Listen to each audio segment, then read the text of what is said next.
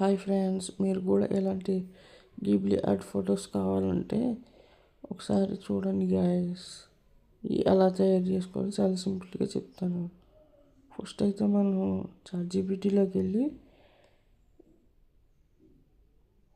plus symbol నొక్కి photos అని నొక్కాక ఏదో ఒక ఫోటో అప్లోడ్ చేసుకొని దాని తర్వాత this photo is convert Ghibli art